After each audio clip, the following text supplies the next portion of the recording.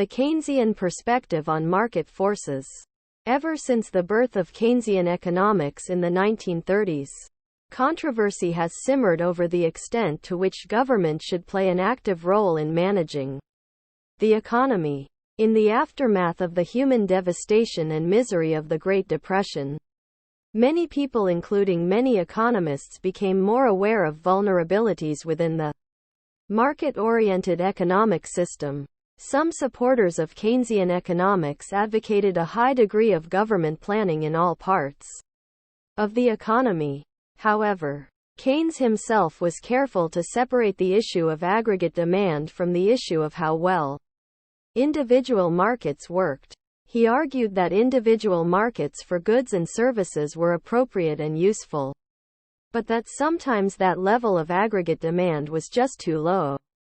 When 10 million people are willing and able to work, but 1 million of them are unemployed, he argued, individual markets may be doing a perfectly good job of allocating the efforts of the 9 million workers. The problem is that insufficient aggregate demand exists to support jobs for all 10 million.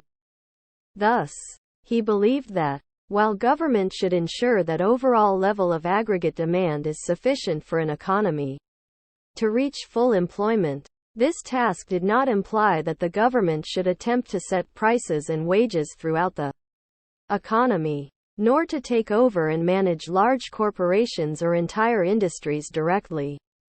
Even if one accepts the Keynesian economic theory, a number of practical questions remain. In the real world, can government economists identify potential GDP accurately?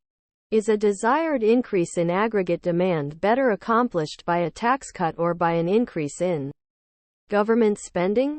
Given the inevitable delays and uncertainties as policies are enacted into law, is it reasonable to expect that the government can implement Keynesian economics? Can fixing a recession really be just as simple as pumping up aggregate demand? We'll probe these issues. The Keynesian approach, with its focus on aggregate demand and sticky prices, has proved useful in understanding how the economy fluctuates in the short run and why recessions and cyclical unemployment occur.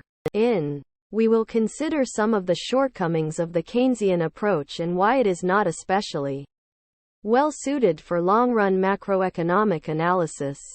The Great Recession. The lessons learned during the Great Depression of the 1930s and the aggregate expenditure model, proposed by John Maynard Keynes, gave the modern economists and policymakers of today the tools to effectively navigate the treacherous economy in the latter half of the 2000s.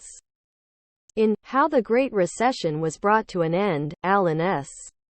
Blinder and Mark Zandi wrote that the actions taken by today's policymakers stand in sharp contrast to those of the early years of the Great Depression. Today's economists and policymakers were not content to let the markets recover from recession without taking proactive measures to support consumption and investment. The Federal Reserve actively lowered short-term interest rates and developed innovative ways to pump money into the economy so that credit and investment would not dry up.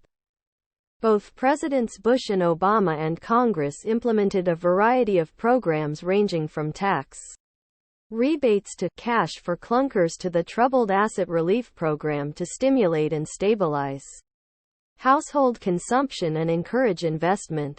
Although these policies came under harsh criticism from the public and many politicians, they lessened the impact of the economic downturn and may have saved the country from a second Great Depression.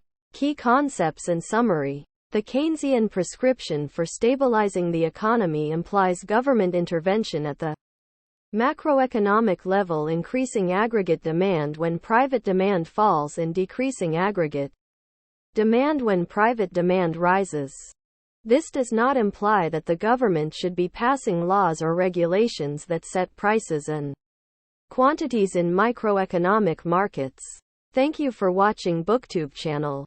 Make sure to smash the like and subscribe buttons to receive notifications about new contents.